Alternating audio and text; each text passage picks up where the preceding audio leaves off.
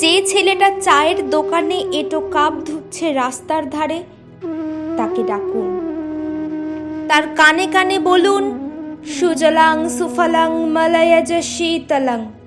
হ্যাঁ, বেশ সুন্দর করে বলুন। যে মেয়েটা চাকরির নাম করে বনগা কিংবা চাকদা থেকে রোজ সকালে ট্রেনে সেজে গুজে শহরে আসে শরীর বেচে চাল ডাল নুন কিনতে, তাকে ডাকুন। তার কানে কানে সুরেলা কণ্ঠে বলুন, সার্থক জনম আমার জন্মেছি এই দেশে।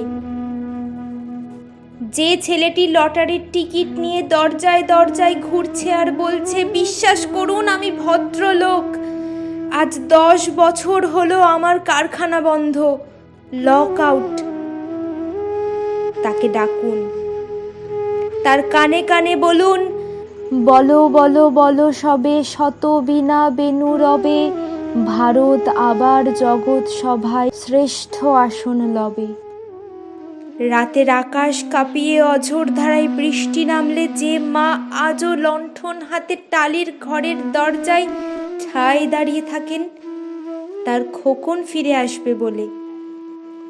যে খোকনকে এমনই এক বর্ষার উন্মত্ত রাতে কালো গাড়ির পুলিশ ডেকে নিয়ে গিয়েছিল, আর বরানগরের রাস্তায় ভোরের ঘুম ভাঙা কুকুর প্রথম দেখেছিল যার গুলিবিদ্ধ রক্তাক্ত লাশ, সেই মাকে ডাকুন। তার কানে কানে বলুন, হাম বুলবুলে হ্যায় ইসকি ইয়ে গুলসিতা হামারা, সারে জাহাঁ সে আচ্ছা হিন্দুস্তান হামারা। সবাইকে সবকিছু বলা শেষ হলে শুনশান শীতের রাতে 5 মাথার মোড়ে ঘোড়ায় বসা সেই মহাবিপ্লবীর পায়ের সামনে ধীরে ধীরে এগিয়ে যান। ফাঁকা রাস্তায় রাতের বাতাসে কান পাতুন, শুনতে পাবেন সেই বিপ্লবী পুরুষের বজ্রকণ্ঠ।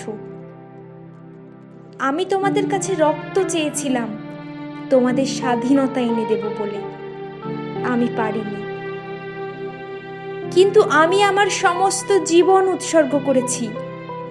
আর তোমরা